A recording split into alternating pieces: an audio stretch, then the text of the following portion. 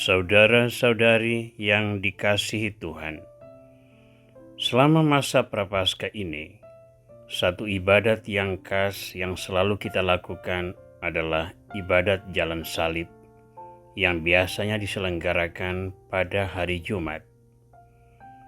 Di sejumlah gereja paroki, ibadat itu disambung dengan misa harian.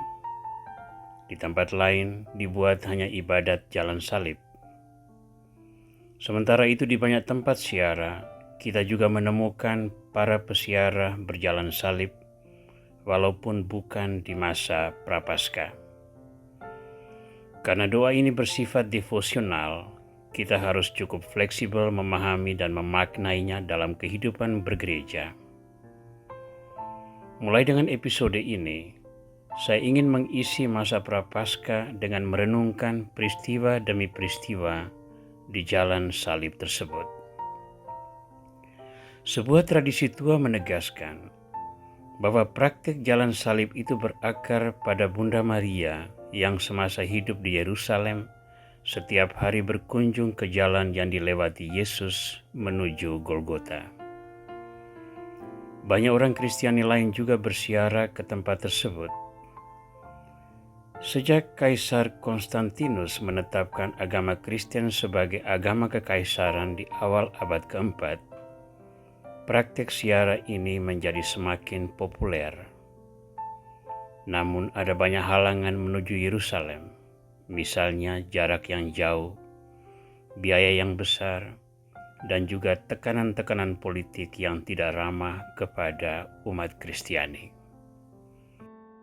Sejak diserahi Paus tanggung jawab untuk memelihara dan menjaga tanah suci, Ordo Fransiskan mempopulerkan devosi tersebut dan membawa praktik doa itu terutama ke daratan Eropa.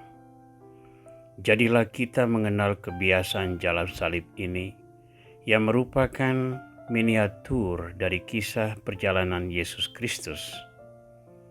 Dalam praktik devosi ini sangat memperkaya kasanah rohania umat beriman untuk memahami sengsara Kristus. Dalam episode ke-142 ini, kita akan merenungkan peristiwa pertama, yakni Yesus dijatuhi hukuman mati. Menghantar refleksi ini, mari kita membaca Injil Yohanes bab 19 ayat 1 sampai 16. Pilatus mengambil Yesus dan menyuruh orang menyesah dia. Prajurit-prajurit menganyam sebuah mahkota duri dan menaruhnya di atas kepalanya. Mereka memakaikan dia jubah ungu, dan sambil maju ke depan mereka berkata, "Salam hai Raja orang Yahudi." Lalu mereka menampar mukanya. Pilatus keluar lagi dan berkata kepada mereka, "Lihatlah, aku membawa dia keluar kepada kamu supaya kamu tahu bahwa aku tidak mendapati kesalahan apapun padanya." Lalu Yesus keluar bermahkota duri dan berjubah ungu. Maka kata Pilatus kepada mereka, "Lihatlah manusia itu." Ketika imam-imam kepala dan penjaga-penjaga itu melihat dia, berteriaklah mereka, "Salibkan dia! Salibkan dia!" Kata Pilatus kepada mereka, "Ambil dia dan salibkan dia, sebab aku tidak mendapati kesalahan apapun padanya." Jawab orang-orang Yahudi itu kepadanya, "Kami mempunyai hukum, dan menurut hukum itu ia harus mati, sebab ia menganggap dirinya sebagai anak Allah." Ketika Pilatus mendengar perkataan itu, bertambah takutlah ia. Lalu ia masuk pula ke dalam gedung pengadilan dan berkata kepada Yesus, "Dari manakah asalmu?" Tetapi Yesus tidak memberi jawaban kepadanya. Maka kata Pilatus kepadanya, "Tidakkah engkau mau berbicara dengan aku? Tidakkah engkau tahu bahwa aku berkuasa untuk membebaskan engkau dan berkuasa juga untuk menyalibkan engkau?" Yesus menjawab, "Engkau tidak mempunyai kuasa apapun terhadap aku, jikalau kuasa itu tidak diberikan kepadamu dari atas. Sebab itu, Dia yang menyerahkan aku kepadamu lebih besar dosanya." Sejak itu Pilatus berusaha untuk membebaskan dia. Tetapi orang-orang Yahudi berteriak, "Jika engkau membebaskan dia, engkau bukanlah sahabat Kaisar." Setiap orang yang menganggap dirinya sebagai raja, ia melawan Kaisar. Ketika Pilatus mendengar perkataan itu, ia menyuruh membawa Yesus keluar, dan ia duduk di kursi pengadilan di tempat yang bernama Litostrotos, dalam bahasa Ibrani Gabata. Hari itu adalah hari persiapan Paskah, kira-kira jam 12. Kata Pilatus kepada orang Yahudi itu, "Inilah rajamu." Maka berteriaklah mereka, enyahkan dia, salibkan dia." Kata Pilatus kepada mereka, "Haruskah aku menyalibkan rajamu?" Jawab imam-imam kepala, "Kami tidak mempunyai raja selain daripada Kaisar." Akhirnya Pilatus menyerahkan Yesus kepada mereka untuk disalibkan. Saudara, keputusan menghukum mati Yesus sesungguhnya sudah diambil oleh Mahkamah Agama dengan tuduhan penghinaan terhadap ajaran agama mereka. Namun Yudea diperintah oleh Kekaisaran Romawi. Hukuman mati itu harus dibawa ke gubernur Romawi, yakni Pilatus. Akan tetapi pemerintah Romawi itu sebenarnya sekuler. Mereka tidak mengadili orang atas dasar hukum agama setempat. Mereka hanya mengadili hal-hal sekuler berkaitan dengan politik, ekonomi, dan pertahanan keamanan.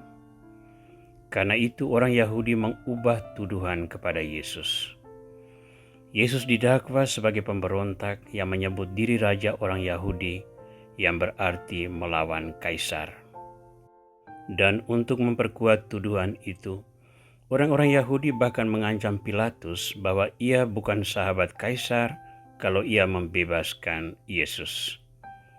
Imam-imam kepala bahkan berkata, "Kami tidak mempunyai raja selain daripada Kaisar."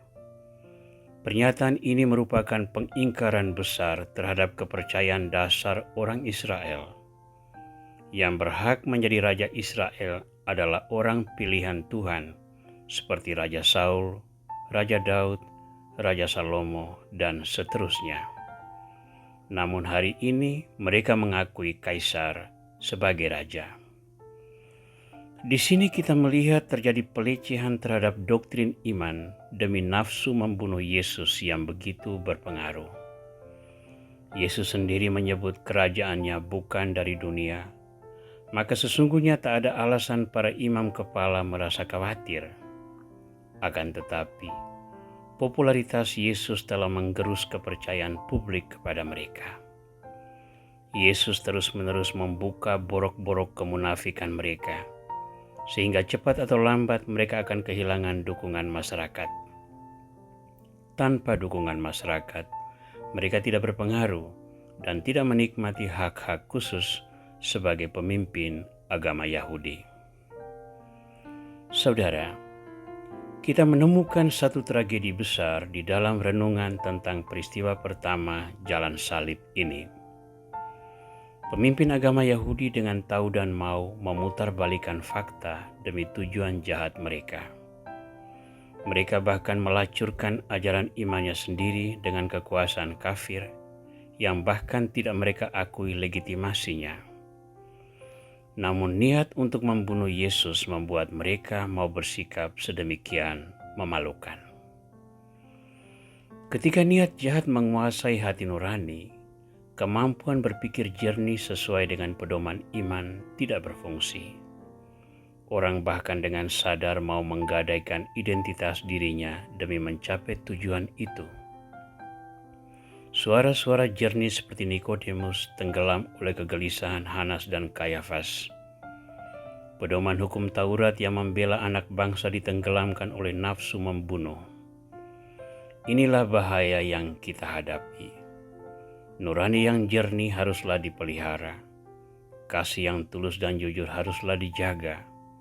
Keterbukaan pada penyelenggaraan Tuhan haruslah diupayakan.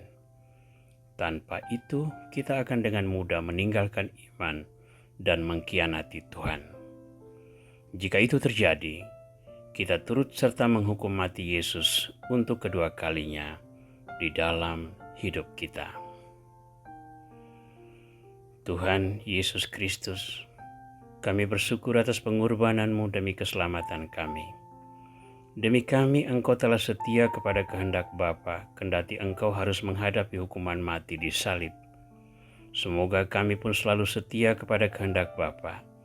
Juga kalau karena kesetiaan itu kami harus menderita seperti Engkau.